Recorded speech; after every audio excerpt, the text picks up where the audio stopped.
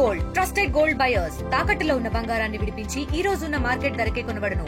మరిన్ని వివరాలకు సంప్రదించండి 77107720. నల్గొండ ఎమ్మెల్సీ ఎన్నికలు ఉత్కంఠగా ముగిశాయి. దీనికి సంబంధించి బీజేపీ పార్టీ చాలా ఇనిషియేషన్ తీసుకున్నటువంటి పరిస్థితి, ఒక్కొక్క ధీమా వ్యక్తం చేస్తున్నటువంటి నేపథ్యం. అలాగే ఇటు పీఆర్టీ పెద్ద యూనియన్ అని చెప్పి, అలాగే బీజేపీ కూడా అధికారంలో కేంద్రంలో ఉన్నటువంటి నేపథ్యంలో ఖచ్చితంగా సమాజం అంతా ఇటు బీజేపీ వైపు చూస్తుందన్నటువంటి ఒక ధీమాతోటి కేంద్ర మంత్రులు, అలాగే జిల్లా స్థాయి కాకుండా రాష్ట్ర నాయకులు కూడా, బీజేపీ నాయకులు కూడా ఎమ్మెల్సీ ఎన్నికల ప్రచారంలో పాల్గొన్నారు. ప్రస్తుతానికి గెలుపు ఎవరి వైపు ఉండబోతుంది, ఆ 3వ తారీఖు జరిగేటువంటి రిజల్ట్స్ ఎవరి వైపు ఉండబోతున్నాయి, ప్రస్తుతానికి అయితే చాలా మంది ఒక్కొక్క అభిప్రాయం వ్యక్తం చేస్తున్నారు. గెలుపుపై ఎవరి ధీమా వారు వ్యక్తం చేస్తున్నటువంటి నేపథ్యంలో బీజేపీ తరపు నుండి కూడా విస్తృత ప్రచారం చేసినటువంటి పరకాల నియోజకవర్గ ఇన్ఛార్జి డాక్టర్ కాళీప్రసాద్ గారు ఉన్నారు. ఒక్కసారి వారితో మాట్లాడదాం. రాష్ట్ర నాయకులు బీజేపీ సార్, నమస్తే సార్. నమస్తే అండి. చాలా మంది ఇక్కడ గెలుపుపై కూడా ఎమ్మెల్సీ ఎన్నికలను కూడా ప్రతిష్టాత్మకంగా తీసుకున్నారు. గతంలో ఎన్నడూ లేని విధంగా కూడా ఇంత ప్రతిష్టాత్మకంగా తీసుకోవడం మొదటిసారిగా మనం భావించవచ్చు. ఇట్లాంటి సమయంలో ఎట్లా విజయ అవకాశాలు ఎట్లా ఉన్నాయి సార్? నల్గొండ, వరంగల్, ఖమ్మం టీచర్స్ ఎన్నికలు జరిగాయి. 100% బీజేపీ పార్టీ గెలుస్తుందండి.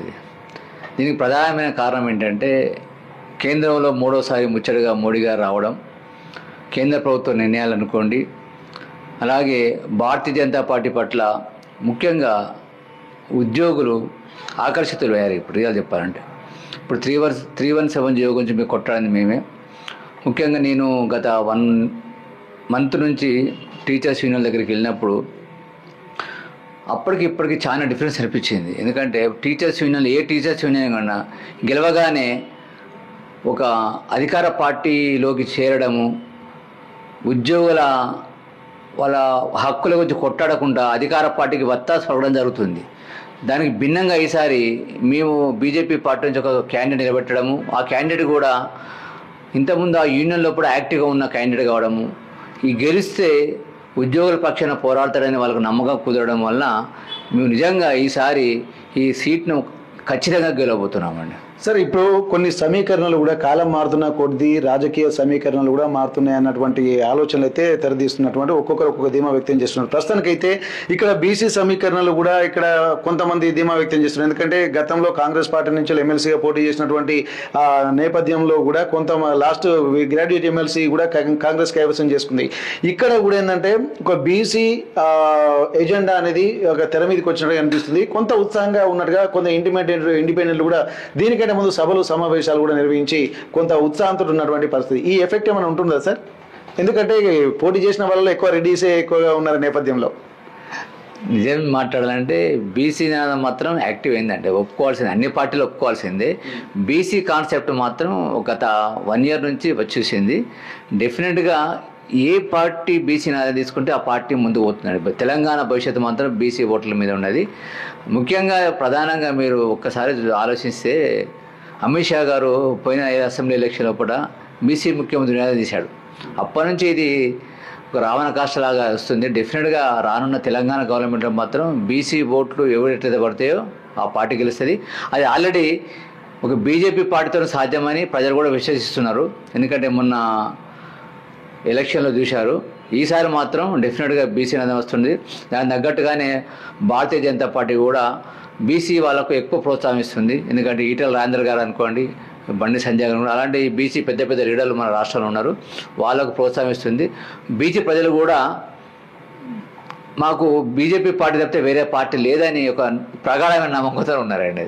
అది సార్, ఇప్పుడు ఇంత ధీమా వ్యక్తం చేస్తున్నారు. వాస్తవానికి ఏంటంటే మీరు కేంద్ర రాష్ట్ర మంత్రులు కూడా తిరిగినటువంటి నేపథ్యం చూస్తుంటే ఆ ఉత్సాహం మీలో కనిపించింది.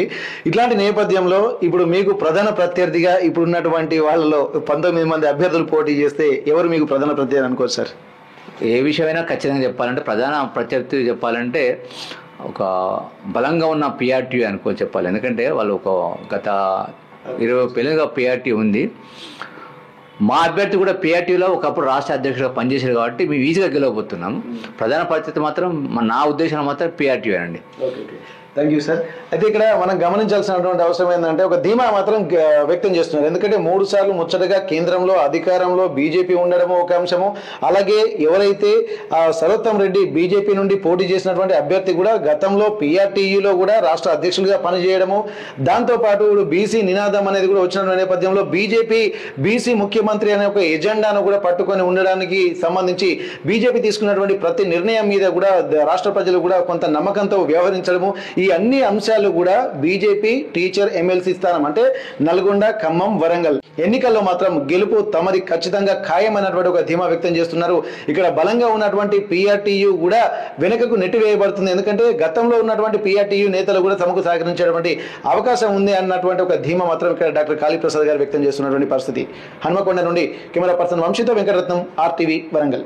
మరిన్ని వీడియోస్ కోసం ఛానల్ ని సబ్స్క్రైబ్ చేయండి. లేటెస్ట్ అప్డేట్స్ కోసం వాట్సాప్ ఛానల్ ని ఫాలో అవ్వండి. అండ్ లింక్ డిస్క్రిప్షన్ లో ఉంది.